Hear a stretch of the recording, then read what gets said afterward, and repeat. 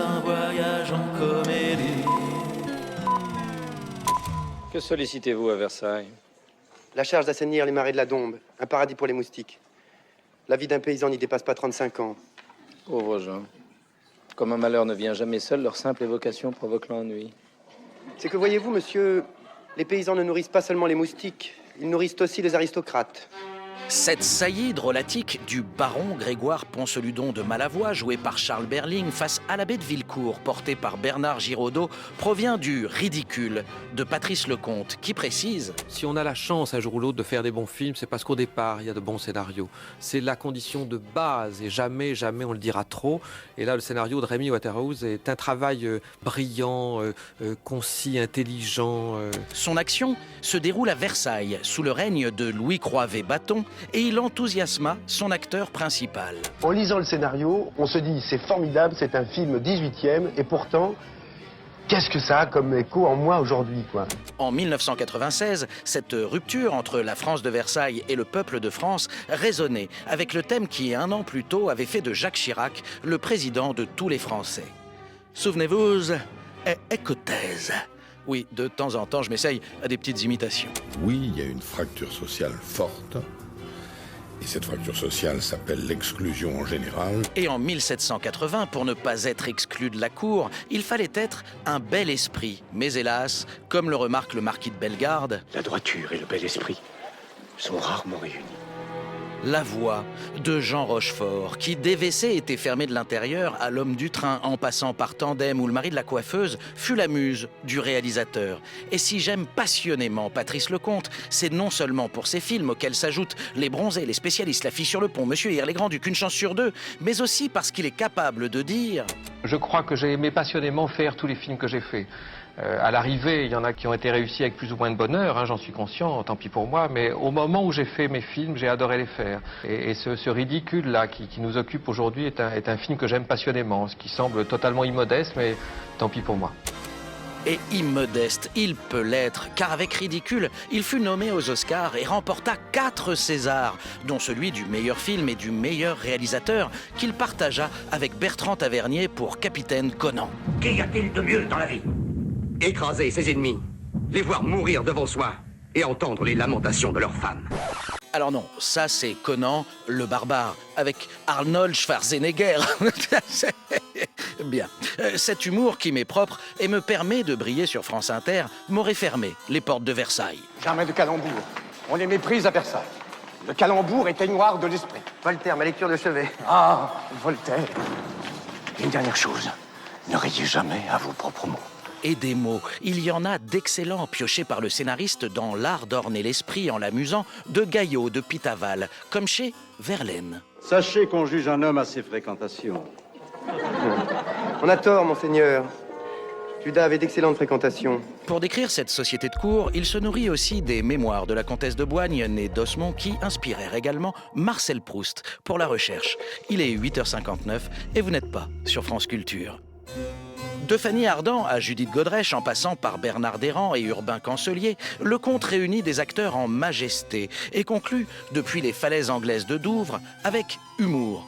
Le mot humour, qui fit son apparition quelques années avant la Révolution française. Ah, mon chapeau, il est perdu. Cela vaut mieux que la tête, n'est-ce pas? Yuma? Oh, l'humour, c'est merveilleux. En 1761, Voltaire écrivit « Les Anglais ont un terme pour signifier ces saillies qui échappent à un homme sans qu'il s'en doute. Et ils rendent cette idée par le mot « humeur » qu'ils prononcent « humeur ». Et ils croient qu'ils ont seuls cette humeur. Eh bien, nous leur prouverons qu'ils n'ont pas le monopole de l'humour avec... 2h moins le quart avant Jésus-Christ, prochaine escale de notre voyage en comédie. Ave César.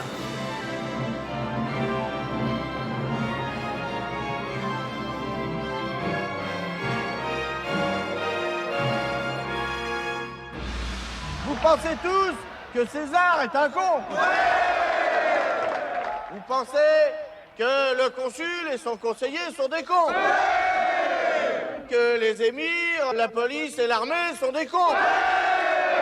Et vous pensez qu'ils vous prennent pour des cons? Ce discours de Coluche, enfin plutôt de Ben-Hur Marcel, est tiré de 2h moins le quart avant Jésus-Christ, un péplum parodique signé Jean-Yann. Énorme succès de 1982, ce que respecte Georges Charançol, mais moins François Forestier du... Le masque et la plume. Moi, je ne suis pas toujours pour dire le public a tort. Ah, je ne dis pas que le public a tort, là, il se trompe complètement. Le public a tort. Le public n'a pas toujours tort. Et s'il rit d'un bout à l'autre, il doit y avoir une raison. Ces raisons, ça aurait valu la peine que vous les cherchiez, au lieu de vous borner à dire... Je vais te les donner, les raisons. Non. Je vais te les donner, c'est très simple. Analyse faite, on s'est aperçu que ce succès venait des enfants et des jeunes gens, des très jeunes gens. Car aujourd'hui, comme hier, pour un succès populaire, il faut attirer les jeunes en salle, ce que firent la même année l'As des As ou E.T. Téléphone maison. 2h moins le quart fut, après de mauvaises projections test, amputé par ses producteurs de 20 minutes, ce qui rendit sa narration confuse et fit dire au réalisateur « Les gens ont compris le film, pas moi ». Un film qui, dès son écriture, était en rupture avec ses précédents. Interview. Le film n'est pas présenté comme un film important au niveau de la réflexion, il est présenté comme une revue de musical ou de cabaret, il est fait pour divertir et pour une fois, il n'y a pas d'allusion à des choses politiques, c'est simplement de la revue de musical avec de la couleur, de la musique. Et parmi ces musiques, on trouve le très gai. On est entre mots, fiat de nos coutumes et de nos us. Bien dans notre peau, dont les homosexualis discothecus. Qui enflamme le dance floor romain de chez Reginus, car l'humour du film est fondé sur l'anachronisme, comme l'avait fait un an plus tôt Mel Brooks dans La folle histoire du monde, et encore un an avant les Monty Python dans leur vie de Brian. Always look on the bright side of life. Qui lui aussi fut tourné dans la forteresse tunisienne de Monastir, Circulus est completum. 2h moins le quart est après L'aile ou la cuisse le plus gros succès au cinéma de Coluche. Je dis que César ne serait pas un loup si les Romains n'étaient pas des agneaux. Je dis que César ne serait pas un lion si les Romains n'étaient pas des biches. Et César est incarné par celui qui venait d'en remporter 2. Du meilleur acteur, avec Garde à vue et La cage aux folles, Michel Serrault, qui nous rejoue la partition un peu éculée de Zaza Napoli. Arrêtez-le, attrapez-le. C'est un voyou qui veut m'assassiner. Au cachot, au cachot. Et que Jean-Yann entoure de gueules du cinéma à en perdre son latin. Là, pour tenir des rôles qui ne durent que 5-6 minutes, j'ai eu Michel Constantin, Philippe Clay, Daniel-Émile Forck, André Pousse, Paul Prébois, enfin tout un tas de gens de qualité. Comme il convoque des stars de la télé, dont Yves Mourouzi, le présentateur du 13h de TF1, qui conclut le film. Alors rapidement, au tourisme, à Bethléem, tous les records d'affluence sont battus. Il est impossible de trouver un lit. On cite même le cas d'un couple dont la femme attendait un bébé et qui n'a pu trouver de chambre. Le mari, charpentier, a dû conduire sa compagne dans une étable où celle-ci a donné le jour à un garçon. Qu'est-ce qu'ils nous mettent comme connerie à la télé? Regarde ça. Un gosse qui est né dans une étable. Qu'est-ce que ça nous fout? Il est né le devine enfant, jouait transistor, ce n'est que cette... Justifiant ainsi son titre de 2h moins le quart avant Jésus-Christ, un enfant tombé du ciel, tout comme le code secret des appartements de César dans le film, puisque c'est... Les plus geeks d'entre nous auront reconnu le code musical qui permet de communiquer avec les extraterrestres dans Rencontre du troisième type. Et c'est une autre méthode qui est utilisée dans... La soupe aux choux, prochaine escale de notre voyage en comédie.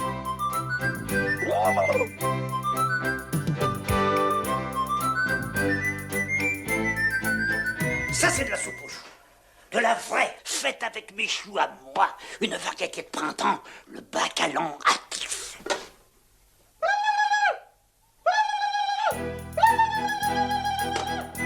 Si la denrée, l'extraterrestre de la soupe aux choux s'exprime ainsi, c'est par la faute de son hôte, Louis de Funès, qui s'en explique au micro de Macha Béranger. C'est une idée que j'avais eue quand on tournait Les Gendarmes. C'était le cri du dindon à la basse-cour. Et avec un autre geste, je faisais comme ça, ce qui voulait dire le nez. Ouais. Le nez qui pend du dindon. Ouais. Alors on faisait... Voilà. Et alors dans ce film... Mais je faisais le vrai dindon. Le C'était... vrai dindon. Ça, c'est le vrai, celui-là. Et le dindon de cette farce, c'est Jacques Villeray qui, avec sa soucoupe, a fait le trajet de la planète Oxo jusqu'au Bourbonnais. C'est en Auvergne, parce qu'il a reçu de la Terre un message. Non, alors si dans Rencontre du troisième type de Spielberg, pour communiquer avec les extraterrestres, on utilise une suite musicale, et dans Contact de Robert Zemeckis, une suite mathématique. Ce sont des premiers. 2, 3, 5, 7, ce sont tous des nombres premiers. Ça ne peut pas être un phénomène naturel. Bon, gros, restons calmes surtout. Trouve-moi vite le dossier sur Vega. Dans La soupe aux choux de Jean Giraud, on utilise une autre méthode qu'explique Jean Carmé à Pierre Tchernia. Cet Oxien a été attiré par un concours de bruit insolite que je laisse deviner au public. Pourquoi? Parce que c'est un concours de bruit insolite qui... Ah bon, de bruit, oui, de bruit. De bruit personnel. De bruit personnel et insolite. Voilà. Oui. Il est dans son emploi. Que vous avez fait en playback, je suppose. Que nous avons enregistré en playback. Oui. Voilà. Alors découvrons un extrait de ce playback de Carmé et de Funès, ou plutôt du Glaude et du Bombay. Écoute,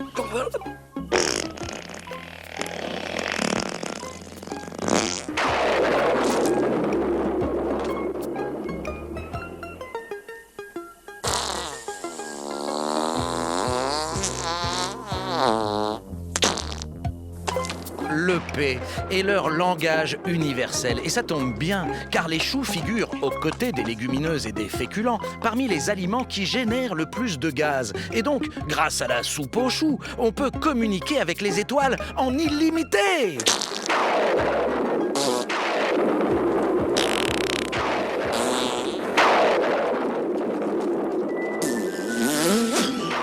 Ce postulat affligea la critique, mais séduisit 3 millions de spectateurs en 1981. À partir de cette idée, le réalisateur de la série des Gendarmes, dont Michel Galabru dit « Cet homme n'était pas Truffaut ni Fellini, mais il possédait l'art et la manière de ficeler des situations qui ont fait leur preuve. Ficelle donc quelques scènes comiques pétaradantes ou glougloutantes. » Voire parfois attendrissante, autour de cette amitié entre un ancien puisatier et un ancien sabotier qui refuse la vie moderne et dont les journées sont rythmées par les litrons de vin qu'ils descendent. Le canon, faut comprendre aussi que c'est pas seulement du pinard, mais que c'est de l'amitié. Sans oublier le Pernod, en argot perniflard, cet anisé qui n'est pas un pastis par manque de réglisse, mais qui tape à 45 degrés tout de même. La soupe aux choux est une comédie de terroir qui dénonce la désertification rurale. L'écrivain René Fallet raconte. Tous les villages du Bourbonnais, et hélas bien d'autres dans tous les coins de France, meurent. La fontaine est désaffectée, la boutique du maréchal Ferrand est fermée, même l'église est fermée. Le film est adapté de son roman éponyme, lauréat du prix Rabelais, lui-même inspiré par la BD du Cidre pour les étoiles, des aventures de Spirou et Fantasio, écrites par Jean-Claude Fournier. Louis de Funès avait été séduit par ce chant d'amour à la terre et au laissé-pour-compte de la modernité. Il optionna le livre et pilota l'adaptation de ce qui sera son pénultième film, avec son fidèle auteur, Jean Alain. C'est lui qui coécrivit les scénarios de Fantomas, Le Grand Restaurant, Oscar, Hibernatus, L'Homme Orchestre ou encore... Nous sommes les mousquetaires du roi. Les 4 Charlots, mousquetaires, prochaine escale de notre voyage en comédie. Un pour tous. Si nous faisons la guerre, c'est pour servir le bien. Un pour tous et tous pour un. Un pour tous pour un, comme les 5 doigts de la main. Mais il me semble bien à moi, monsieur, que nous sommes 4. Un pour tous. Tous pour un. Non, alors non, cette réplique n'est pas tirée de l'adaptation des 3 Mousquetaires de Martin Bourboulon avec Eva Green en Milady. Non, ni de celle du réalisateur de Help et des 4 garçons dans le vent, Richard Lester, qui avait choisi Faye Dunaway pour le rôle de Milady. Et encore moins celle de Bernard Baudry, le réalisateur de la série des Angéliques, dans laquelle Mylène de Mongeau joue Milady. Ah non, ce n'est pas non plus celle de George Sidney ou Gene Kelly et D'Artagnan et Lana Turner, Milady. C'est l'adaptation d'André Une Belle. Non, je ne me souviens plus du nom du bal perdu. Ce dont je me souviens, c'est de ces Non, amours alors pas celle qu'il réalisa en 1953 avec Bourvil en plancher, celle qu'il commit en 1974 avec Gérard Filippelli, Jean Sarus, Jean-Guy Fechner et Gérard Rinaldi, un collectif plus connu sous le nom des Charlots. Nous sommes les valets de 4 mousquetaires qui, grâce à nos exploits, de gloire se sont couverts. Car après la bataille, qui peut lever le bras? Toujours le général, mais jamais le soldat. Cette version qui participe du fait qu'Alexandre Dumas soit l'auteur français le plus adapté au cinéma a pour spécificité d'avoir pour héros Planchet, Mousqueton, Bazin et Grimaud, les valets des mousquetaires. Le réalisateur raconte. C'est une version imaginée par Jean Alain, qui est mon auteur favori, vous le savez. Oui, parce que c'est son fils qui collabora avec lui sur quasiment tous ses films, dont la série des Fantomas. Il est venu me trouver en me disant « J'ai une idée, peut-être pour les 3 mousquetaires, et ça conviendrait sans doute admirablement aux 4 Charlots que nous avions été voir, que nous aimons beaucoup, qui nous avaient beaucoup fait rire dans leur premier film qui était Les Bidas. » Une belle adaptation en somme, et où on retrouve des jeux de mots de qualité française. Je suis tout oui. Moi, je suis Planchet. Non, tout oui. Non, nous autres écrivains, nous avons une manière un peu raffinée de parler. Oui, je suis tout oui veut dire en langage commun, je vous escoute. Je vous escoute. Eh ben, allons-y, chef. Des anachronismes made in Histoire de France. Il faut faire quelque chose. Oui, il faut y aller comme en 14. En 14 Oui, 1514, Marignan. Ah oui, bien sûr. Et des scènes de cap et d'épée dans lesquelles le réalisateur renoue avec ses premières amours, du bossu ou du capitan, agrémenté de nombreux coups en dessous de la ceinture. Oui, Majesté, le père Joseph vient de me donner un coup de pied où? Un coup de pied où? Dans le fondement, Majesté. Dans le fond. C'est possible. On vient d'entendre Daniel Secaldi en Louis XIII et Bernard Haller en Richelieu. On retrouve aussi Paul Prébois, Philippe Castelli, Paul Meursault, Bernard Ménez. Et pour interpréter Constance Bonacieux, la fille non pas des Charlots, mais de Charlots. Interview sur l'ORTF Marseille. Joséphine Chaplin, vous portez un nom célèbre. Quel effet cela vous a-t-il fait? Ah bah de toute façon c'était très plaisant, c'était très amusant, je me suis beaucoup amusée. Comme s'amusèrent 56 millions de spectateurs en URSS et 2 millions en France, dont moi, qui dois à cette scène des 4 Charlots mousquetaires où ils glissent des écrevisses dans les culottes des soldats du cardinal. Mon premier éclat de rire au cinéma. Le film se conclut par un cliffhanger, alors que les Charlots et leur maître mousquetaire s'enfuient de la Bastille. Qu'est-ce qu'on s'en sort bien, hein? Mais c'est pas fini. Oh non, ça fait même que commencer. Et si vous voulez savoir comment ça se passe et comment ça finit, faites comme tout le monde. Allez voir la deuxième époque. Mais avant cela, nous retrouverons un héros qu'André Une Belle mit en scène dans les années 60, avant que Michel Hazanavicius ne le reprenne dans les années 2000. OSS 117, dans Le Caire, nid d'espions. Prochaine escale de notre voyage en comédie. Comment est votre blanquette? La blanquette est bonne. Ravi de vous voir, Hubert. Ce « Comment est votre blanquette » est la formule avec laquelle OSS 117 entre en contact avec ses contacts, justement. OSS pour Office of Strategic Services, le bureau des services stratégiques, ancêtre de la CIA, car dans les romans de Jean Bruce, comme dans leur première adaptation cinématographique, Hubert Bonisseur de la Batte est un agent américain. Si les ricains n'étaient pas là... Ah, pardon, c'est plus fort que moi. En 2006, le réalisateur Michel Hazanavicius choisit pour son Caire nid d'espions un acteur 100% français. Notre chouchou, enfin plutôt notre loulou, grâce à Un gars, une fille, et qui venait de triompher au cinéma avec Brise de Nice, plus de 4 millions d'entrées. Salut, ça farte? Jean Dujardin. qui pendant la promo du film avait trouvé une formule pour parler de son rôle de James Bond gaffeur. Passer du Sean à la connerie en 2 secondes, quoi. Avoir un œil très dense d'agent secret, très premier degré, et puis avoir un espèce d'œil d'enfant, innocent, débile. Un peu de Sean et beaucoup de conneries, comme quand il entend l'appel du muezzin.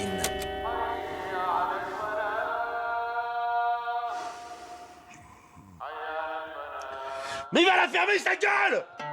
Ou qu'il donne son avis sur la géopolitique. Sinon, pour revenir à ce que vous disiez là sur la situation d'Égypte, le développement, modernité, moi je veux bien, mais enfin, s'il n'y avait pas les Occidentaux, hein. Plaît-il? Ben rien que le canal, plaît-il. S'il n'y avait pas les Français et les Anglais pour le tenir, quand on voit le bazar que c'est dans la rue, moi je vous dis ça, c'est en toute amitié.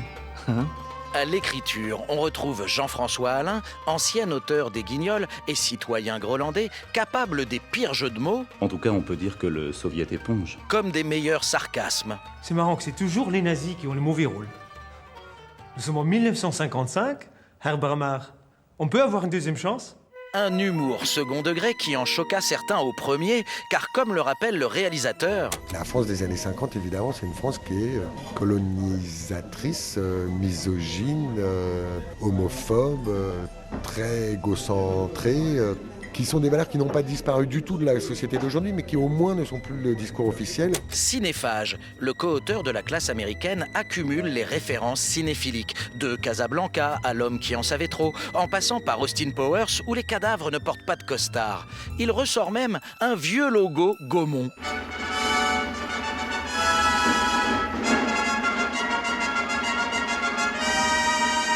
Et détourne le plus inattendu visiteur quand OSS, tel Jacouille, joue avec des poulets et un interrupteur. Jour, nuit, jour, nuit. On retrouve aussi chez Dujardin du Ventura, des Barbouzes, comme du Bébel, du Magnifique. J'aime me battre. Il aime aussi se beurrer la biscotte, le bruit blanc de l'eau, ou quand on l'enduit d'huile.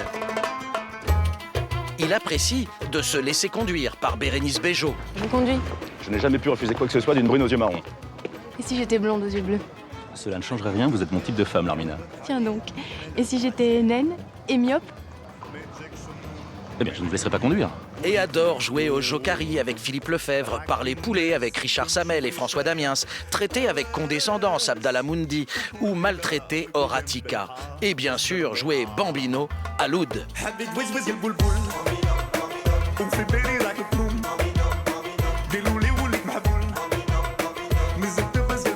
Une reprise de Dalida, originaire du Caire. La boucle est bouclée. Les 2 300 000 entrées de ce 8e OSS en appelèrent un 9e. En 2009, Rio ne répond plus. Et en 2011, une bonne partie de cette équipe remporta 6 Césars et 5 Oscars pour The Artist. Nouvel hommage au cinéma d'antan. Ainsi s'achève notre voyage en comédie. Merci à notre intendante de production, Raphaël Pluskva, notre steward technicien, Benjamin Wagon, et notre pilote réalisatrice, Anne Weinfeld. À bientôt pour de nouvelles escales. Vive le cinéma!